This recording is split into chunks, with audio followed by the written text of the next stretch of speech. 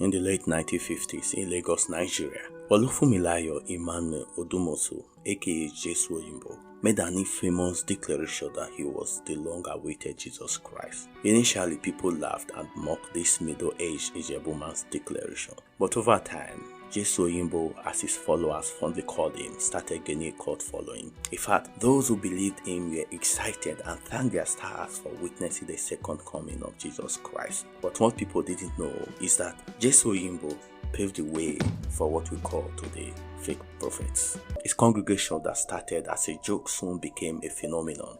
His followers packed their belongings and deserted their homes and families to his communal enclave. But the question is, why did Jesu Oyingbo declare himself the long-awaited Jesus Christ? Did he have any special power? Well, let's start from the very beginning.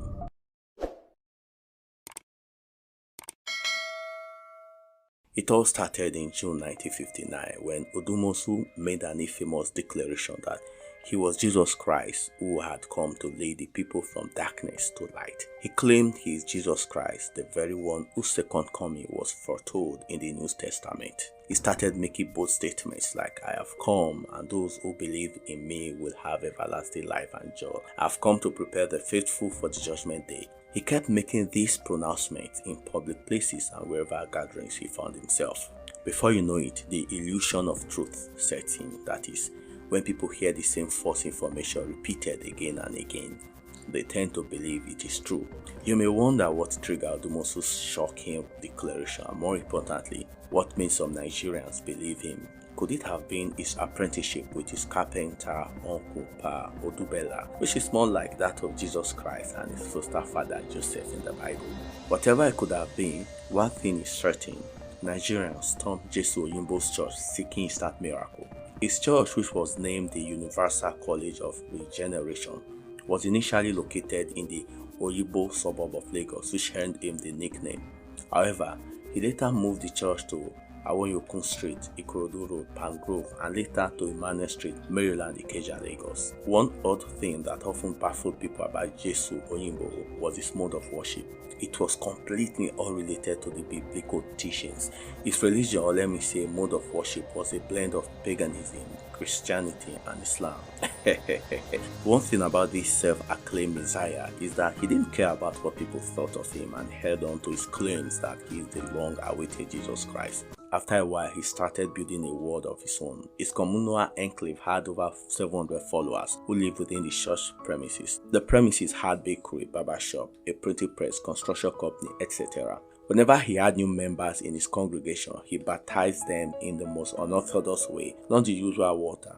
Rather, he used 9 strokes of cane for baptism, and after baptism, the new converts were free to live in his estate, that is, the communal enclave. There were allegations that sexual activities and abuse were rampant in Jesu Oyingbo's church. As a member of his church, your properties and spouse could be taken at will by the prophet. He once married off one of his church members' wife to another member.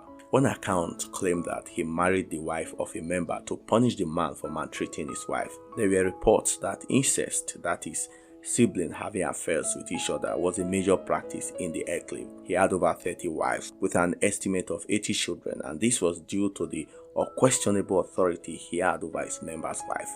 However, some of his children didn't believe his claim that he was the long-awaited Jesus Christ. For instance, one of his daughters, Bukola Emmanuel, once said, "I don't accept my father as my savior. He is my biological father. I have only the real Jesus Christ as my savior." Despite his shortcomings, Olufunmilayo Emmanuel Odumosu, the Jesus of Oyingbo, was described by his children and neighbors as a kind and funny man. Report had it that Jesu Oyingbo acquired massive wealth in the course of operating his ministry. He, however, denied the accusations that his wealth was ill-gotten mostly by extorting his followers. Jesu Oyingbo shook Lagos and other cities in southwestern Nigeria between early 1970s and late 80s. He gained wide popularity to the extent that his name was included in a Yoruba gospel song. In 1988, the self-acclaimed Jesus of Oyingbo died in a hospital at the age of 73. Just like every other man, the whole of his church was thrown into confusion. People started asking questions. How could Jesus Christ die on his second coming? They wondered. Maybe he would resurrect on the third day, they hope. Alas, Jesu Oyingbo hasn't resurrected till date.